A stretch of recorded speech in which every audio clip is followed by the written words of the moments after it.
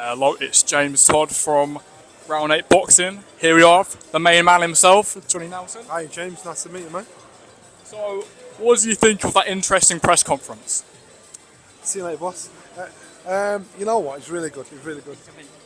Farsi Clegg, live on Sky Sports Saturday night. Yeah. Johnny Nelson's the best man. He's nicking my job. Come see me, come see me. You heard the man, you heard him. Nice one.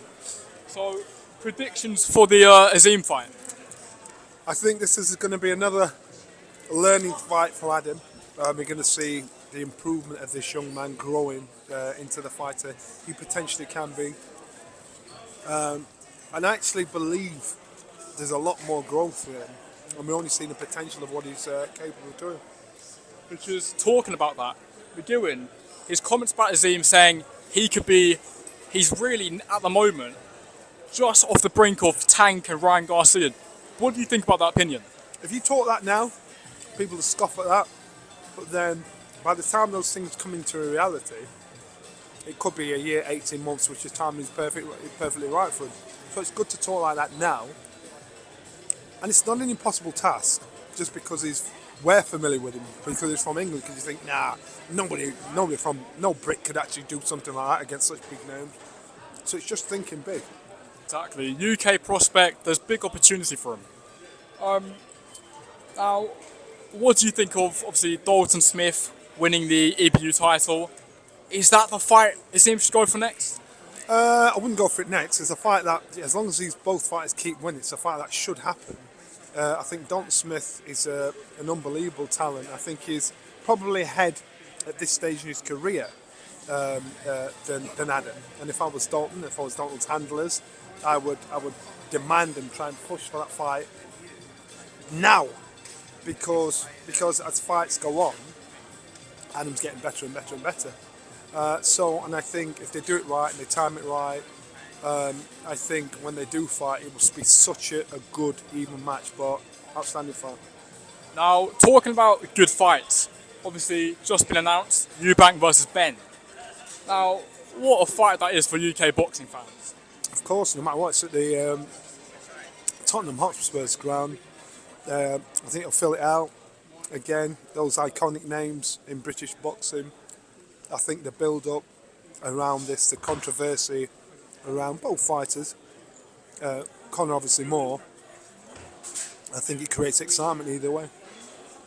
Because the legacy behind that is obviously very, very strong. It'll be a brilliant fight. Now, fight predictions for that. Who do we see winning that?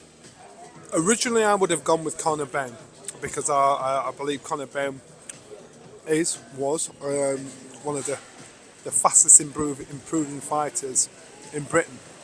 The only reason why I wouldn't lean towards him is because of inconsistency in fights, and so therefore not inconsistency.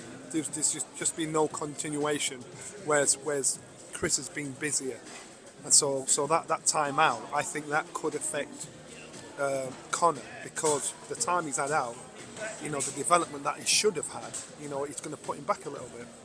And that's the only reason why I go against it. I think it's a good fight. It'll be a good clash of styles, and either way, I think the fans will win. 100%. Now, who stands out for you as the UK national hero for boxing in the next coming 5 years? Oh, fighters coming through. But you've got to wait for these young men to come to fruition, because potentially you've got, I know it's going to be scathed upon, you've got Ben Whitaker, you've got Adam, you've got Dalton Smith, you've got so many fighters that are there. You've got, oh God, the heavyweight, bloody hell, oh God, it'll come back to me. But Moses, and so these guys could really rule the roost, but you've got to let them grow at their own pace. And when they grow at their own pace, then you'll think, wow, potentially you've got so much talent that's there. So I think the British talent that we have at the moment is really good. It's continues to growing. So yes, I think the British talent is because the talent today is learning from the mistakes of the talent yesterday. And they look across and they don't think it's an impossible task, an impossible win to beat these big names in America or these big names around Europe, what those big names are doing, or giving them ambition, thinking, whoa, you know what, I want what he's got. And so it's a reality. At one point, here in the UK, you always thought all the best fighters were in America.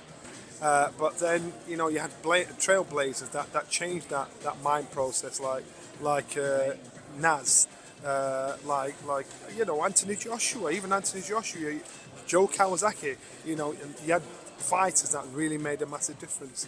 100%. I really appreciate your time. Thank you. No problem. Thank you.